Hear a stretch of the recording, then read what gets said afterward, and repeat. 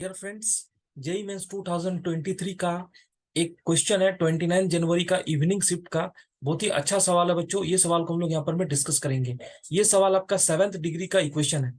Question क्या है? Let alpha 1 alpha 2 alpha 7 be the roots of this equation x power 7 plus 3 x power 5 minus 13 x cube minus 15 x equal to 0। और alpha 1 alpha 2 alpha 7 इसके roots है, जिसमें mod of alpha 1 सबसे ज्यादा बड़ा है, मॉड ऑफ अल्फा 2 से equal to भी है। इस तरह से यानी मॉड ऑफ अल्फा 7 सबसे ज्यादा सबसे छोटा है और मॉड ऑफ अल्फा 1 सबसे ज्यादा बड़ा है। तो आपको alpha 1 alpha 2 minus alpha 3 alpha 4 plus alpha 5 alpha 6 का वैल्यू बताना है। तो इस सवाल को सॉल्व करने के लिए सबसे पहले क्या करो, 7th डिग्री इक्वेशन को सॉल्व करना है। तो इस इक्वेशन को सॉल्व, जब भी हायर डिग्री का इक्वेशन होता है बच्चों, हायर डिग्री का इक्वेशन होता है, तो उसमें क्या करते हैं हम लोग, हीट एंड ट्रायल यूज करते हैं। हीट एंड ट्रायल से क्या करते हैं, इंटीजर वैल्यूज इसको चेक करते हैं।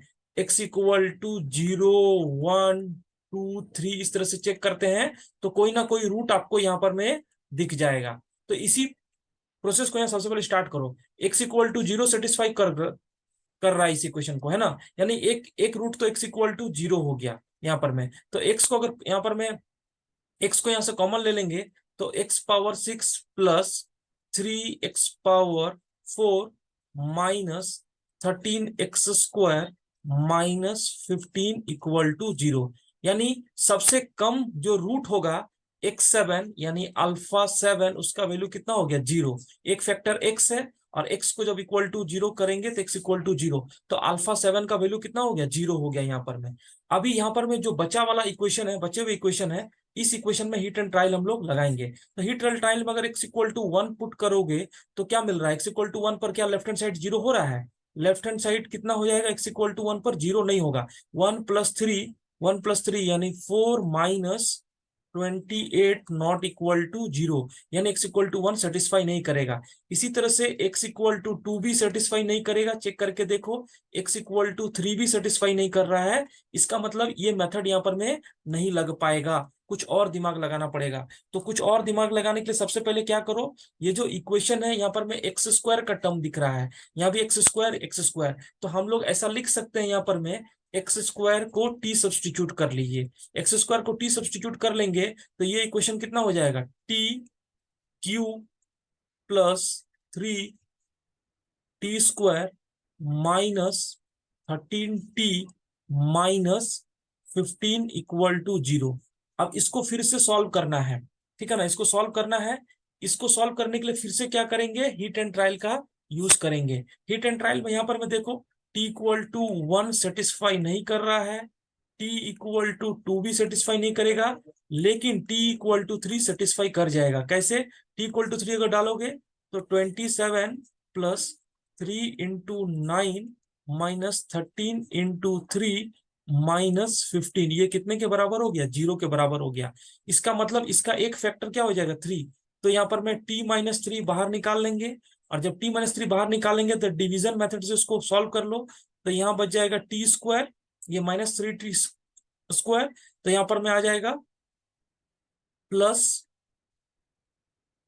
प्लस ये -3 टी स्क्वायर, यहाँ पर +3 टी स्क्वायर है, तो यहाँ पर +6 टी, और यहाँ पर -18 टी, और यहाँ पर में +5 इक्वल टू 0। तो यहाँ से आपको क्या क्या मिल रहा है, यहाँ से आपको मिल रहा है t इक्वल टू 3 और t equal to -1, t equal to -5।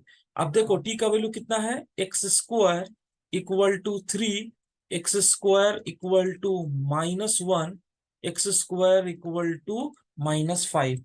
अब यहाँ पर मैं ध्यान से देखो, यहाँ पर मैं x का वैल्यू कितना होगा, +-√3, यहाँ पर x equal to plus minus iota, क्योंकि -1 का स्क्वायर रूट लोगे और -5 का स्क्वायर रूट लोगे, तो x equal to plus minus square root of 5 iota.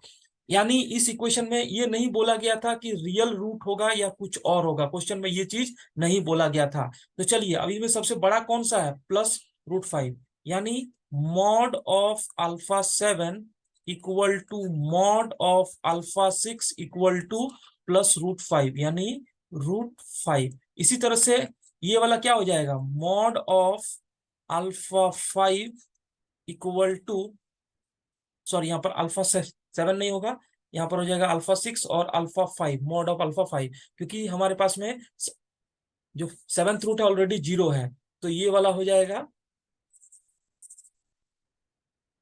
Mod of alpha 5, यहाँ पर में हो जाएगा mod of alpha 4 equal to mod of alpha 3, mod of alpha 3 equal to कितना हो जाएगा √3, और यहाँ पर में mod of alpha, mod of alpha 2 equal to mod of alpha 1 equal to I का मॉड कितना हो गया 1।